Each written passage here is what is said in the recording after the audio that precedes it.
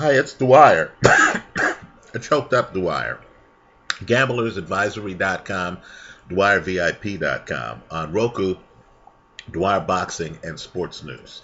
Remember, the opinion you should follow should be your own. Just consider this video to be a second opinion from a complete stranger online. Now, it took a lot of work. It took a lot of hardcore negotiations, a lot of sit-down sessions. But I was able to resolve the contractual dispute that I've been having with my co-star here over my shoulder, and she has graciously agreed to at least appear on camera for part of this video. So we'll see how long that lasts. Let's hope the next contractual negotiation doesn't lead to another prolonged absence. Anyway, there's a fight today that I can't wait to see, because it involves a young fighter who, in my opinion, is better than advertised. The problem he's going to face, and his name is Yuniesky Gonzalez, the problem he's going to face is that he's facing a proven warrior who, in my opinion, and I've said it here in numerous videos, has one of the hardest punches in boxing, and that's Pascal. Right? I believe the public looks at Golovkin, looks at Kovalev, looks at Klitschko when they're thinking about the guys who hit the hardest. Some will look at Canelo, right? My point to you is, on that list of the hardest punchers in the sport, you really do need to include Pascal. There are fights, quite frankly, where Pascal doesn't even have his feet set, and he's dropping guys. Now, I know his KO ratio isn't as high as some of the other guys, but people need to realize that that's because Pascal insists in fight after fight on fighting guys with great chins, guys with great defenses, right? This is a guy who fought Carl Froch. This is a guy who fought Bernard Hopkins twice, right? Don't hold the great chins of his opponents against him. Understand, Pascal is one of the hardest punchers in the sport.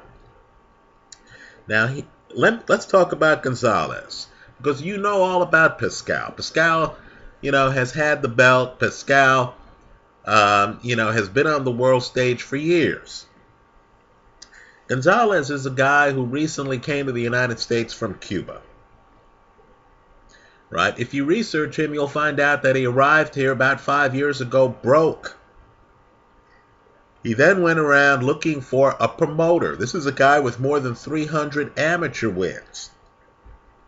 When you look at the films of him, you're going to find out that he's a master chess player. By a chess player, I mean this is a guy who is comfortable in the pocket. He believes he's going to outthink you, then outbox you.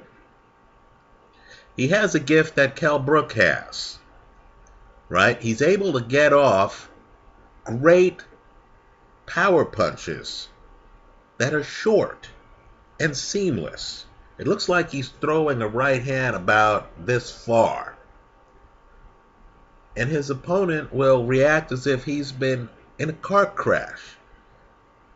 Right? Looking at the films of him and seeing opponents hit the canvas, and they're completely unprepared for the level of power they're being hit with. You have to rewind the film, because it looks like Gonzalez is just going like this, and guys are dropping. Right? Let me point out, too, that Gonzalez, don't be fooled by the number of fights. Look at his age. He's been in the game a long time. Gonzalez is the kind of savvy guy who, if the ref is behind his opponent over a shoulder, Gonzalez will throw a left hand to the body, and that left hand might actually stray low. Looking at films, I get the feeling this guy knows where the ref is at all times, and this guy adjusts his game accordingly. Let me point out, too, that he's a hellacious body puncher. I'm expecting a knockout in this fight, just like I'm expecting a knockout in the Kovalev-Muhammadi fight. I'm expecting a knockout in this fight because Pascal, first of all, every fight Pascal's in can end by KO. Right? I know Pascal played it safe against Lucien Boutte. Okay, fair enough. But understand, Pascal is that heavy-handed guy who lulls you into complacency. Right? I believe Pascal's going to be episodic.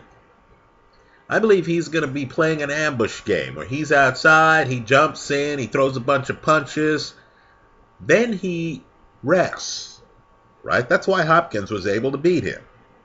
Pascal takes parts of rounds off. Right? Pascal will rest for a while. Then I expect Pascal to start the onslaught again. Right? He's what I call an ambush fighter. Gonzalez is different. Believe it or not, it's going to be the lesser-known Gonzalez, in my opinion, who's going to be trying to push the issue, who's going to be the one hunting, as odd as this sounds, the better-known Jean Pascal. I'm expecting Gonzalez to be on his front foot. I'm expecting him to actually want to keep Pascal engaged. I'm expecting Pascal to be a bit surprised at this guy's power. He's a little bit different than Kovalev. Right? Kovalev comes in with big shots.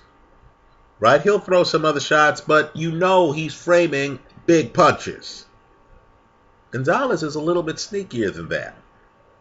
He comes in and in the middle of a combination. Some short punch, right from here to here, knocks you down. Right? He comes in and he's reading you. So the punch he's throwing is the punch you're not prepared for. There's a clip here online of him hitting a guy with uppercut after uppercut. It's a bit astonishing. Understand, that's how comfortable this guy is in the pocket. Right? He's varying the onslaught depending on the opponent. He's what I call adaptive reactive. Now the problem with Gonzalez is I don't think he's faced anyone as good as Jean Pascal. I don't think he moves as well as Pascal.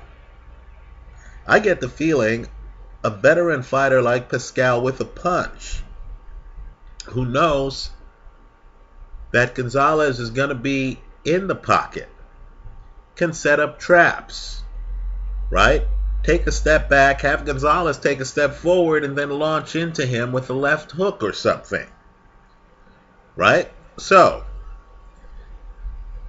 the odds on this fight have Gonzalez at a plus 250. Right? I don't believe it's possible to take Gonzalez, to take Pascal by KO, and to actually have a profit there. So what I believe you're going to have to do is high risk, right? I believe you're going to have to take both guys by KO. Understand, Pascal by KO is a 5-2. Gonzalez by KO is a 9-2. I know people are saying, you got to be kidding. Who's going to knock out Jean Pascal? Understand, Pascal was officially stopped in his last fight by Sergey Kovalev. I'm a bit astonished that Pascal would enter the ring against another puncher in his very next fight. But that's who Jean Pascal is. Right? I'm expecting a stoppage here. Either this Gonzalez guy is going to find out the water's too deep,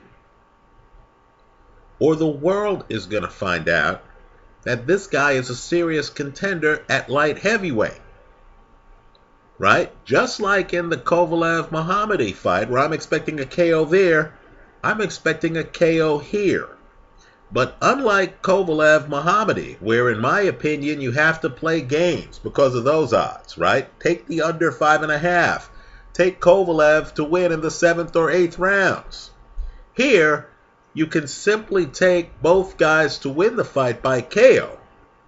And you're getting at least a plus 250 on both sides of the play. But understand the risk involved. Right? If this fight goes the distance like Pascal against Lucien Boutte, you lose it all. Right?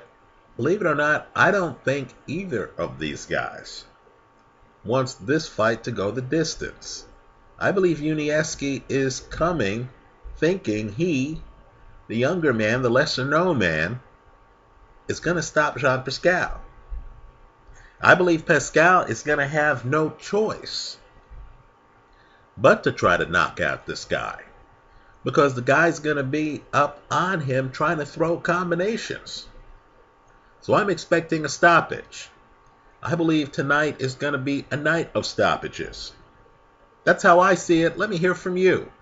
Leave your comments for me here online. Visit us at gamblersadvisory.com. Thanks for stopping by.